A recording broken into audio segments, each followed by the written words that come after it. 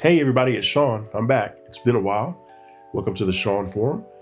It's been a while since I posted anything. Got a lot going on. Had some health issues going on, work stuff.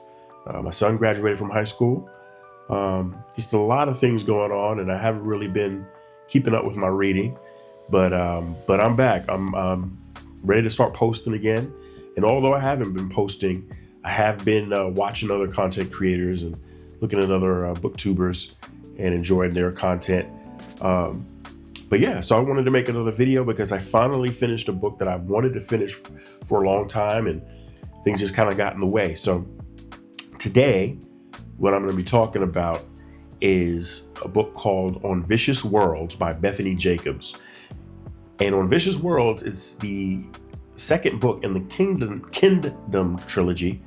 Um, the first book being These Burning Stars. Now, I did a quick overview and review of These Burning Stars in a previous video, and I keep harping on it. Every chance I get, I tell people, hey, read this book. It is a sleeper hit.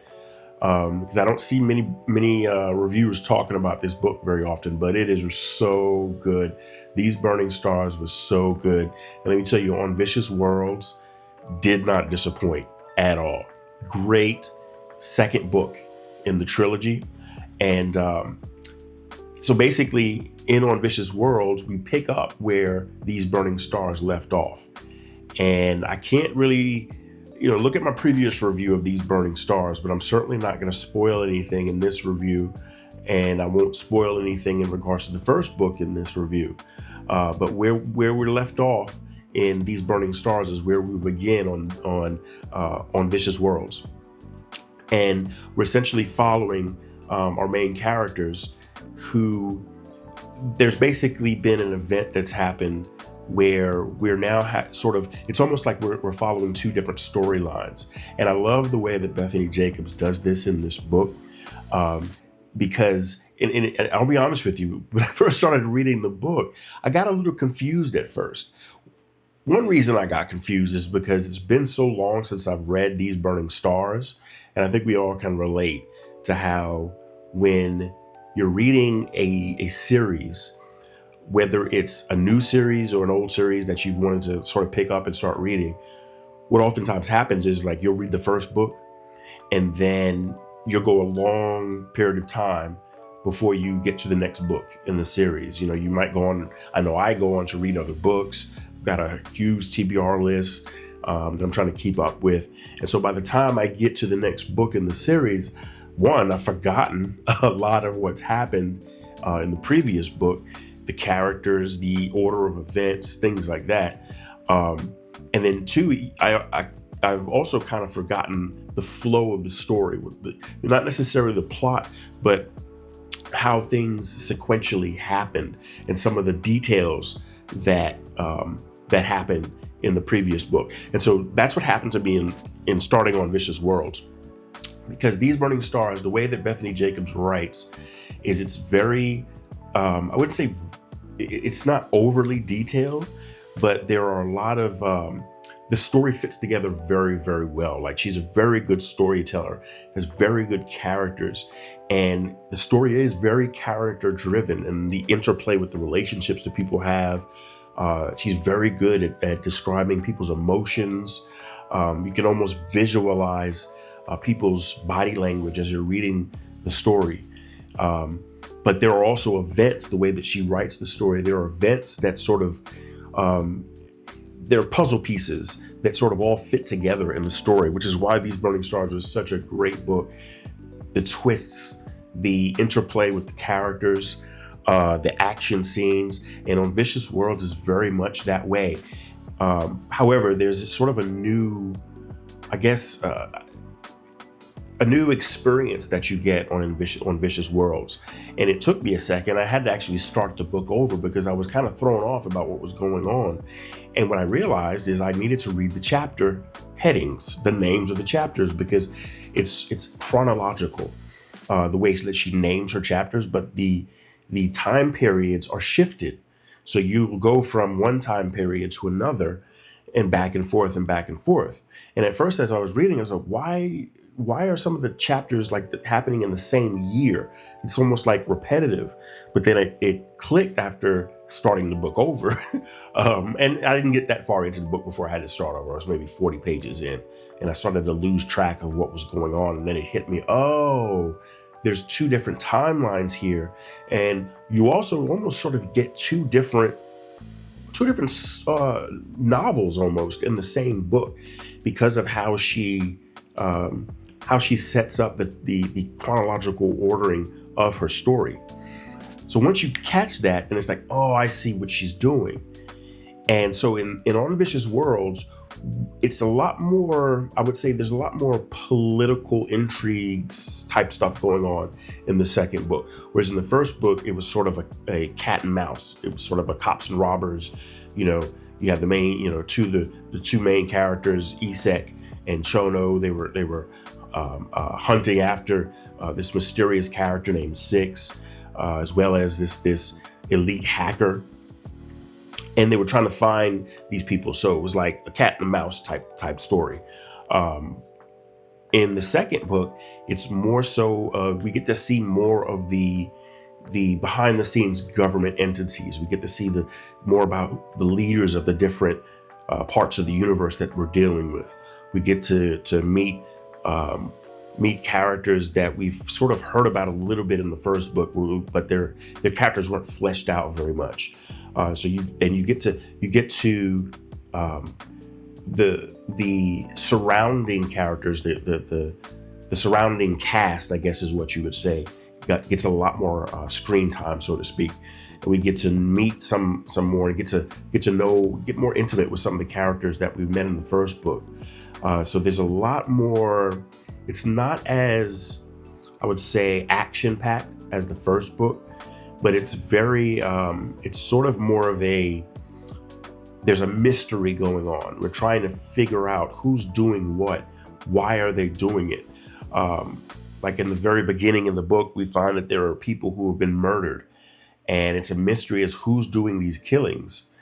We also get to find out more about the Jevany, who are sort of I would say the underclass. They're sort of like the enslaved people in the story, but they play a central part in the stability and in the whole power structure that exists, because their skills and their abilities in mining a certain resource that's very, very, very important to the empire makes their people very important. And so a lot of the politicization in the story centers around the Jevany.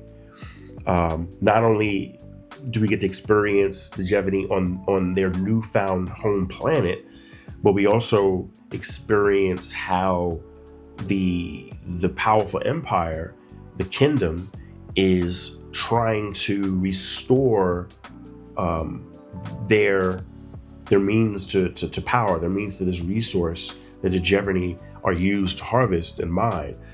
We start to see how they are playing the game in order to maintain their hold on power after the Jevany have escaped, and they're sort of out of reach of the Kindom.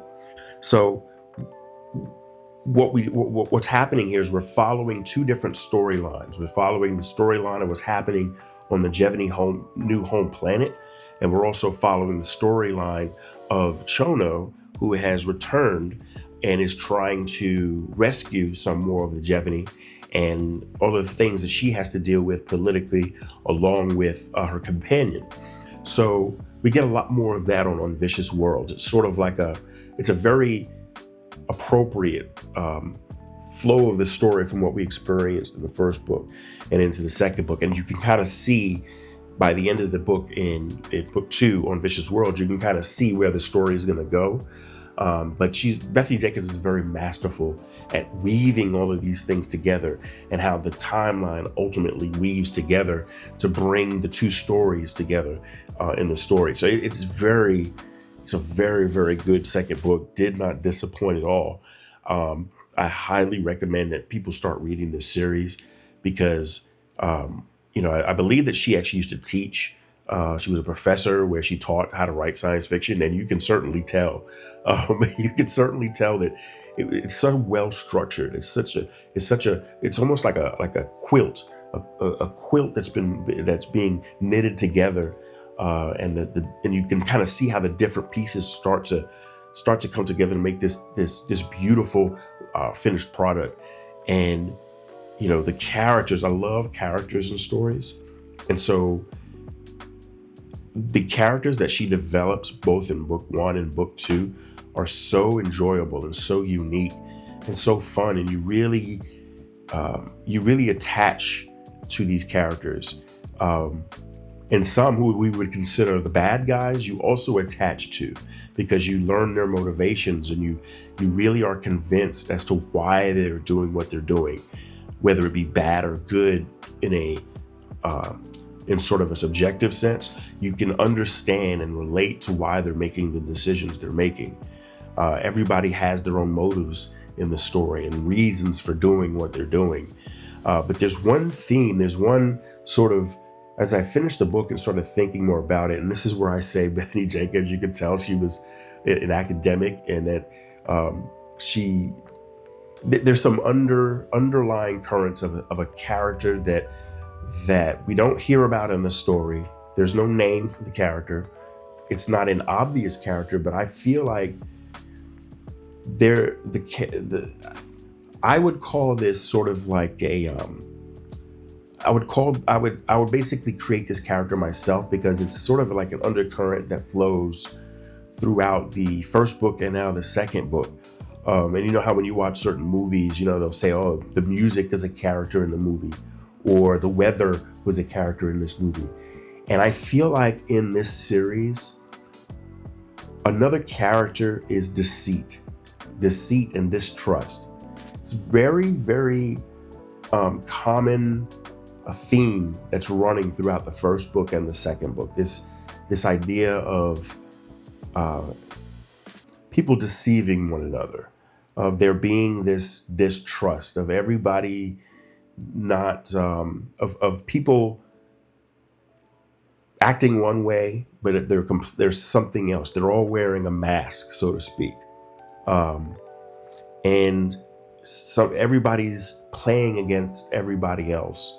And so while there are these relationships, all of them are strained by this undercurrent of deceit, of people not knowing others' true motives. And there's a lot of elements of a sense of xenophobia, a sense of the other, of they're not like us, or we can't trust them because they're not one of us, or who are you really? I thought you were this, but now I know you're this. Or, we had this relationship, but then you became something that I didn't recognize.